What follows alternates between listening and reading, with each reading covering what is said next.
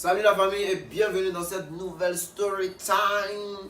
Vous savez déjà de quoi on va parler aujourd'hui. Et par ailleurs, tout ce qu'on va dire ici, là, tout ce que je vais vous dire, là, ça reste ici. La personne qui me croise au dehors, qui vient, il fait blesser la personne. En tout cas, je vous ai prévenu. Donc, aujourd'hui, on va parler de mon pire chagrin d'amour. Mon pire goumen. Ceux qui ne sont pas habitués au langage ivoirien, quand on dit goumen, ça fait référence automatiquement à chagrin d'amour. Donc, à chaque fois que je vais dire goumen, il fait allusion à chagrin d'amour. On est d'accord? Enfin bref, je vais vous raconter comment la cousine de Satan a failli me tuer. Femme! Femme! Générique. J'ai dit générique, moi. Toi là, regarde, il y a renvoyé.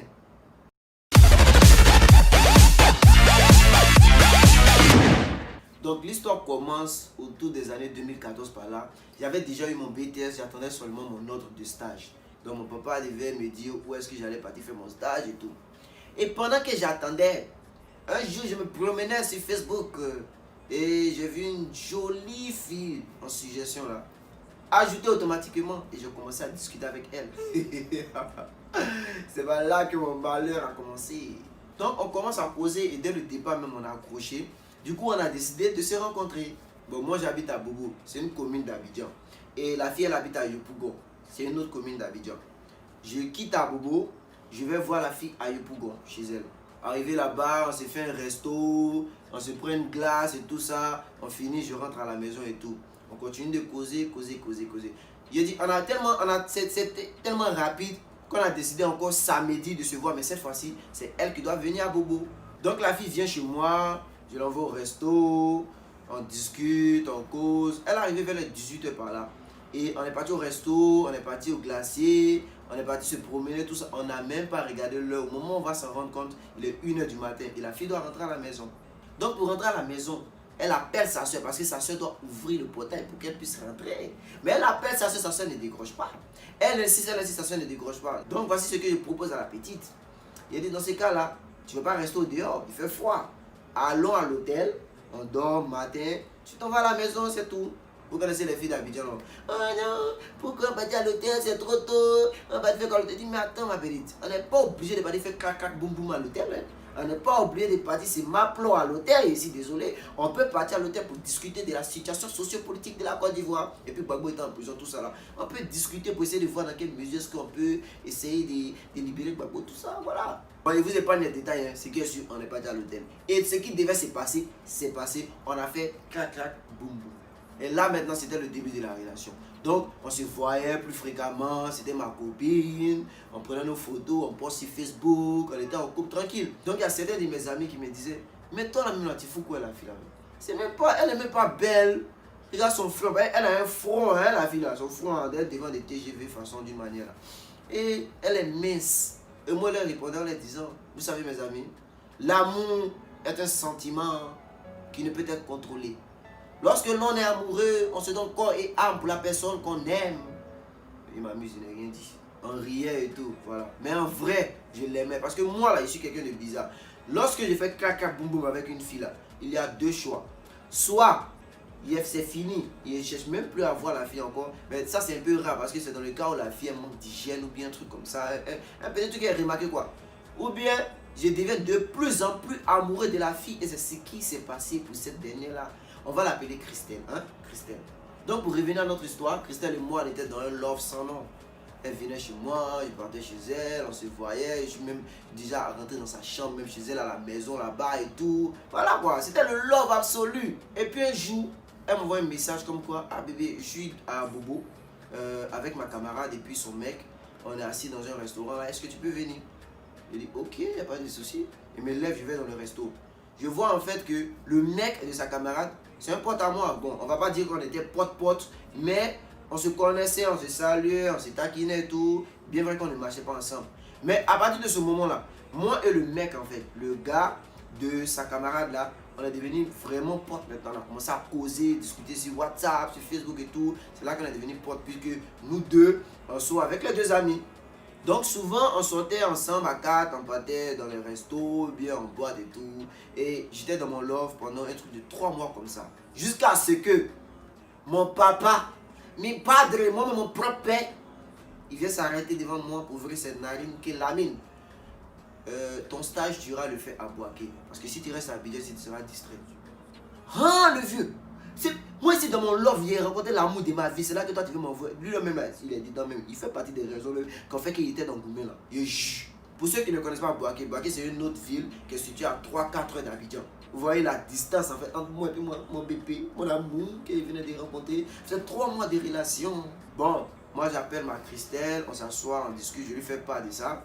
Elle me dit non bébé, il faut partir, c'est pour l'école, tout ça. Il dit regarde dans ses yeux, il dit une femme qui parle comme ça, il va pas dire non bébé, il faut rester comme ça, va. Parce que c'est pour mon avenir, c'est pour mon futur, c'est pour nos enfants, c'est pour l'avenir de la Côte d'Ivoire nationale dans le monde mondial. Non mais franchement, il était amoureux. Il était amoureux dingue de la fille là. Tiens! Il lui a dit bébé, il n'y a pas de soucis, c'est pour notre avenir. Donc, il n'y a pas de soucis, j'irai. Donc, le jour j'y arrive, moi je dis à mon pote, il dit ah frérot, mon pote il s'appelle Jules. Voilà, c'est son vrai nom même. Il dit Jules, c'est ce qu'on va faire. Moi je m'en vais à Boaké. Donc, essaie un peu de canaliser Christelle, voir si elle sort trop bien, le truc comme ça, tu me fais parler. Il dit non, il n'y a pas de soucis, t'inquiète pas. On est entre mecs. La solidarité est mise par défaut entre deux personnes de même sexe. Ça, c'est un proverbe vietnamien.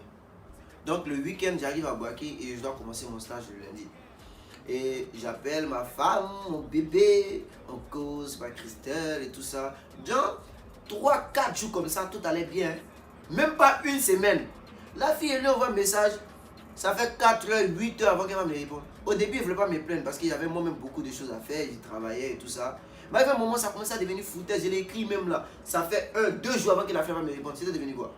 Ça pétait dans ma tête. Un jour, la nuit, il a appelé, il dit, il y a quoi? Est-ce qu'on t'a forcé à être en relation avec moi? Quelqu'un t'a forcé pour être dans cette relation-là. Si tu ne veux plus de cette relation, dis-moi, on se sépare et puis bah, c'est tout. Hein. Il ne peut pas t'envoyer un message et puis tu vas passer 2-3 jours pour me répondre. Tu as cru que moi ici, ta salle d'attente ou bien. C'est le mignon. Hein. C'est le mignon.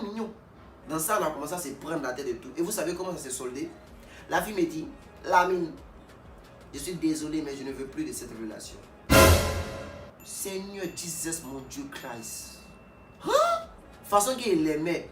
Mais bon, vous savez, nous les hommes, on a un égo subdimensionné. Donc il lui a dit, ok, si c'est ce que tu veux, il n'y a pas de souci, on se sépare et tout. Bah, il raccroche. Mais c'est ma bouche qui parlait, c'est pas mon cœur. C'est pas mon cœur. It's not my head. Donc automatiquement, j'écris à mon pote Jules. Il lui explique la situation, tout ça. Il me dit, ah frère, tu as raison. Ce qu'on va faire là, laisse, faut pas l'écrire. Elle-même là, elle va venir vers toi et tout ça. Mais ça fait 4-5 jours, ça n'a plus une semaine. La fille là ne vient pas vers moi. Qu'est-ce qui se passe-t-il? Donc je décide d'écrire à la fille. Je l'écris, elle ne me répond pas. J'ai écrit encore, elle ne me répond pas. Donc il a commencé à appeler. J'ai appelé et j'insistais tellement qu'une fois elle a décroché. Et qu'est-ce que j'entends? La voix d'un garçon. Il me dit, mon frère, tu veux quoi? C'est moi, je dois te demander, tu veux quoi? C'est le téléphone de ma femme. Passe-moi ma femme. Il me dit quoi? T'as qui? Regarde, pardon, hein. Puis coupe. Oh. Tellement il était dépassé, il ne savait pas quoi faire. J'ai écrit encore à mon pote. Mon pote me dit, ah man, ça là c'est bizarre, hein. Sûrement qu'elle a décidé de partir avec un autre gars. Voilà, elle a décidé de rompre avec toi parce qu'elle a eu mieux ailleurs ou bien un truc comme ça. Il dit non, man, c'est pas possible, il n'y a pas mieux que moi. Il n'y a pas mieux que moi. C'est qui? C'est le mignon. Il n'y a pas mieux que moi ici, désolé. Et dans ça, mon pote, il m'annonce aussi qu'il a rompu avec la camarade de ma meuf. Qu'apparemment, elle a appris qu'elle soit avec un autre gars, elle a toutes les preuves, tout ça. Lui, il a décidé de rompre. Voilà, c'est fini. Et il me dit qu'il y a un groupe de jeunes là qui faisaient fort, ils avaient assez d'argent, que peut-être que ma copine avec sa camarade ont décidé de rouler avec les jeunes là parce que lui avec qui elle l'a trompé là, c'est un des jeunes là. Il dit, il était dépassé. Je vous jure que pendant plusieurs jours, j'écris à la fille ne me répond pas. J'appelle, c'est sans réponse. Je maigrissais, il était devenu mince. Il était devenu méconnaissable. Moi, le mignon. Il dit jusqu'ici là, ils sont en train de faire la vaisselle. Il peut passer 5 heures, 6 heures de temps sur fourchette. Tellement que mon âme, mon esprit et mon corps sont en division contemporaine. Aïe! Non, mais pour parler sérieusement, j'ai souffert. J'ai souffert, il était devenu maigre. Jusqu'à mon maître de stage, il me dit, mon frère, je ne sais pas ce qui se passe dans ta vie, hein, mais si tu as besoin de temps pour te reposer là, vas-y, repose-toi. Et puis tu reviens quand tu seras en forme. Ça m'a donné une idée en même temps. Il dit, ok. C'était un mercredi qui m'a dit ça. Il dit, bon, je vais à la maison, je vais me reposer, je reviens lundi. Mercredi, automatiquement, j'ai pris le car. Pip, direction Abidjan. Je vais partir régler ça moi-même sur les lieux. Et j'arrive à Abidjan, je dépose mes affaires directement, je m'en vais chez la fille. J'arrive là-bas, sa soeur l'appelle, elle sort, On décide de partir dans un restaurant pour parler de tout ça. Et arrivé dans le restaurant, au départ, il y avait une chose bizarre. C'est que la fille, elle était sur cette position. Elle dit non, je ne veux plus de cette relation, je ne veux plus de toi. Voici. Moi aussi, j'étais là, non, mais explique-moi, en fait, je veux savoir, peut-être que ça va me servir pour mes relations futures. Donc, explique-moi, elle dit non, il n'y a rien. C'est juste que je ne veux plus de cette relation, c'est mamie, c'est papi, c'est l'auto. Il dit ok, il n'y a pas de souci. Dans ça, la fille dit, elle s'en va aux toilettes. Elle part aux toilettes. Moi, je dis, bon, moi, je vais regarder dans son portable. Vu que son portable était dans son sac, je vais voir en fait de quoi il s'agit. En fouillant dans son sac, je tombe sur un reçu des cliniques. Et il est important que vous sachiez un truc. Moi, tellement j'étais amoureux de la fille, je voulais même l'enceinter avant de partir à Boaké. Au moins là, j'allais être sûr que comme la fille elle est un peu dans le monde de la nuit, qu'elle sera enceinte, tout ça, ça va éveiller sa conscience, elle va se comporter. En tant que maman, vous voyez, genre, arrêter ses sorties et tout ça, et on va se poser ensemble. Elle quitte aux toilettes, elle vient, je prends le reçu, dépose sur la table, elle dit c'est le reçu de quoi ça là. Elle n'a même pas nié, elle m'a regardé comme ça. Elle dit j'étais enceinte, je suis parti faire curettage, j'ai enlevé. Oh, André elle est devenue fou. Donc il a commencé à hausser le ton, il lui a dit qu'il va partir au commissariat, il va pas aux convocations. Elle m'a dit de me calmer comme ça, que c'est à cause de tout ça là. Elle veut rompre moi là, je suis trop truc, j'ai réagi trop vite, comme ça. Essaie de comprendre ma situation et tout ça. Il lui a dit non, ça ne justifie pas. Tu aurais pu me dire, on allait en parler ensemble, on allait trouver une solution ensemble. Dans ça là, il me dit bon, c'est qu'on va faire. Continuons notre relation. Vu que c'est ta vision des choses qu'elle a. Continuons notre relation. Et si je tombe enceinte, cette fois-ci, je vais garder. Et vous jure, moi comme un idiot, il me dit calmement en même temps. Il dit, il a réglé mon problème en fait. Genre, il a réglé. Donc on reprend notre relation. La fille, il aimait des... C'est arrivé un moment même dans la discussion, on a commencé à rire, tout ça. Mais une partie de moi, ça me faisait mal. Parce qu'elle avait enlevé la grossesse. Mais en même temps, il me soulageait avec le fait de savoir que j'ai tout le temps fait de l'enceinter encore. Vous voyez un peu. Et même quand on a fini de discuter, je lui ai dit, voilà, vu que je suis là pour 2-3 jours avant de retourner à Boaké, allons rester ensemble à l'hôtel. Voilà, j'aimerais passer assez de temps avec toi et tout ça. Et la fille recommence encore avec cette idée. Bah, il fait quoi à l'hôtel, tout ça. Il dit, ma chère, on peut pas te discuter de la situation sociopolitique, militaro-civile de la Côte d'Ivoire. Hein. Il y a beaucoup de problèmes en Côte d'Ivoire. Et puis, Gbagbo, il est toujours en prison. On n'a pas pu trouver la solution la première fois. Là, hein. Voilà quoi. Bref, on est parti à l'hôtel. Et on est resté jusqu'à ce que je retourne à Boaké. Mais je vous jure, où la fille va me montrer que c'est la fille de Satan. Net. J'arrive à Boaké, je lui envoie un message. Ah bébé, je suis bien arrivé, tout ça. Il dit, ah c'est bien, tranquille, tout ça. Je m'en vais dormir, je me réveille. Elle m'a laissé un long message comme ça. En bref, dans le message, elle me disait qu'elle ne voulait plus de cette relation-là. Et moi, j'étais en train d'écrire pour répondre, pour essayer de savoir pourquoi. On en a discuté, on est tombé d'accord, tout ça. Et elle me bloque. C'est-à-dire, elle s'est assurée que je lise le message et elle me bloque. La fille là m'a bloqué partout. Même appel, j'appelle, c'est toujours occupé. Elle m'a bloqué. Je vous jure, pour parler sérieusement, la situation dans laquelle j'étais là, je ne souhaite ça à personne même. D'abord, j'avais mal le fait qu'elle ait enlevé la grossesse sans me dire. De 2, notre relation s'était terminée. De 3, elle me s'est senti dupée encore. Je vous jure, il restait un peu, il allait chercher à consulter un psychologue. Mais il va partir voir le psychologue pour lui expliquer tous mes problèmes que j'ai là. Lui-même, là, quand il finit de lui expliquer ça, tellement il serait embrouillé, il va partir consulter son psychologue aussi. Mes problèmes étaient trop. 2-3 jours, j'ai dit, il n'avait plus goût à la vie. Même pour m'habiller, c'était problème. Il m'asseyait là comme ça, j'étais là comme ça, pensif. Et puis, m'asseoir 3-4 heures comme ça, il ne regarde rien. Et je suis comme ça, ici devant la télé, mais c'est la télé qui me regarde. J'ai écrit à mon pote encore. Il dit, Jules, voici ce qu'elle a fait, elle m'a fait. Ah, lui-même, il dit, ah, la fille, comment elle a commencé à parler. Lui me dit ça que ça lui fait mal, même à ma place. Là, c'est un pote, hein.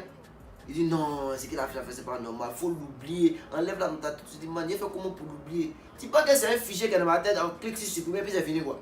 Il est là dans mon cœur, il ne peut pas l'oublier comme ça. On a commencé à discuter, je lui ai dit, man, la meilleure solution, moi, il va me suicider. Et puis je vous jure que je le pensais. Il me dit non, faut pas dire ce genre de trucs là. Tu vas trouver mieux devant, tu vas trouver une fille qui saura t'aimer, t'as juste valeur, tout ça là. Mais jusqu'à présent, il n'a pas encore trouvé mes blagues.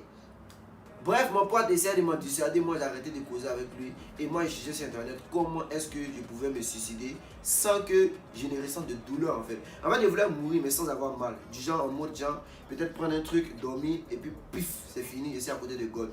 Mais ça m'a affecté, ça m'a grave affecté. C'est pourquoi il dit c'est mon pire gourmet qu'elle a là, ça m'a grave affecté. Et mon pote essayait de m'appeler tout ça parce qu'il s'inquiétait, il ne décrochait pas. Il a dû appeler ma grande soeur qui elle maintenant m'a passé le téléphone. Et on a pu discuter, on a causé, fait plus de 2-3 heures au téléphone la nuit. En train de discuter tout ça. Et il voyait que tout ce qu'il me disait en fait, ça me remontait un peu le moral légèrement.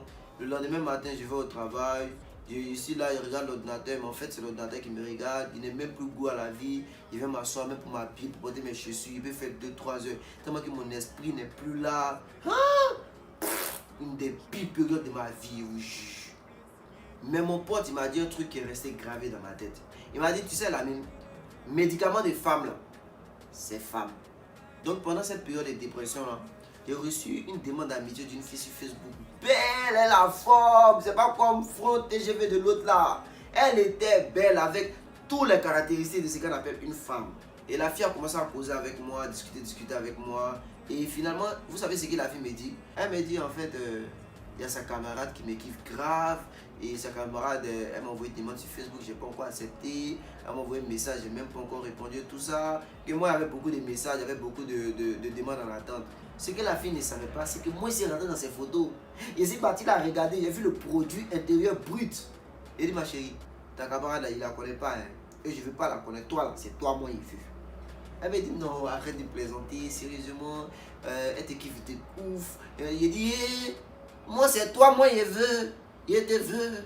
Elle a vu son plaisanterie, il m'a abandonné le sujet de sa camarade et on a commencé à discuter. Et de fil en aiguille, on s'est accroché. Et j'ai grave kiffé la fille. On a commencé à causer. Je lui ai même parlé même de ma relation même précédente avec la fille de Satan là. Et elle essayait de me consoler tout ça. Donc dans ça, j'ai commencé à m'attacher un peu à cette dernière là. Et ça, il me restait un truc de 2-3 semaines avant que je ne finisse mon stage. Et notre causerie a commencé à s'amplifier. Jusqu'à ce que je finisse mon stage et je vienne sur Abidjan. Et dès mon arrivée sur Abidjan, la fille et moi on s'est capté. On commençait à discuter, on est parti au resto, après on est parti dans un bar, on est parti chauffer, on a fini vers 3h, 4h du matin. Là. Il lui a dit, bon, tu sais ce qu'on fait? Moi je ne peux pas rentrer à la maison actuellement, donc allons à l'hôtel. Il m'a dit, on va faire quoi à l'hôtel? Vous les filles, pourquoi vous aimez les questions à la même? Ça ne peut pas discuter de la situation du pays. Vous ne savez pas que le pays est en pleine émergence et qu'on doit essayer de discuter pour voir les opportunités et les désavantages contradictoires. On a terminé à l'hôtel. Ouais, on a passé une très belle nuit. Et ensuite, j'ai commencé à aimer la fille un peu. Mais je n'ai pas oublié, la leçon de ma précédente relation. Déjà la fille même qui venait me faire oublier la petite soeur de Satan là. Elle là même là. Elle est Satan. Satan, son femme. C'est la fille là. Mais heureusement, pour le mignon, que moi je retiens les leçons du passé. Donc je ne lui ai pas donné mon cœur bêtement comme j'ai donné à la précédente là. Mais bon, ça c'est une autre histoire. Donc en somme, c'était là l'histoire de mon pire boomer, mon pire chagrin d'amour. Et j'espère que vous avez tiré une leçon de cela.